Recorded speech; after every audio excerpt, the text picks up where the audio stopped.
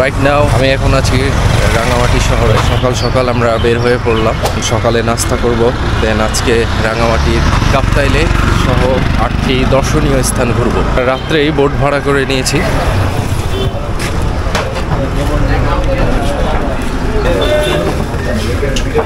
খিচুড়ি কি দিয়ে খাবো?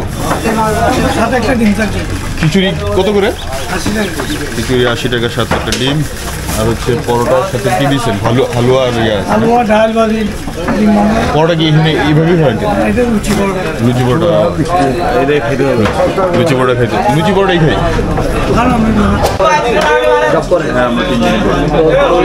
না, আপনার বাসায় কোথায়?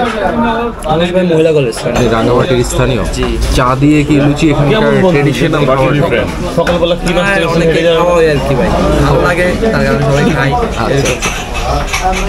ভাই তাহলে আমরা কি লুচি চা পরোটা নাকি? আমি চা পরোটা না, লুচি দিয়ে হালুয়া আছে দেখলাম, তারপরে সবজি ভাজি নিব, ডাল ভাজি খাবো। হালুয়াটা কিন্তু ওপেন হয়ে আছে ওখানে, সবই ওপেন। পরোটা তো আরো যত এইসব চিন্তা করবো পেটে ট্রাভেল করতে বেশি। এগুলো তো লুচি না ভাজা পরোটা।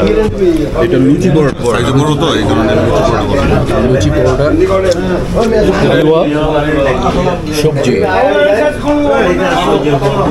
এই দিয়ে আজকে সকালের নাস্তা।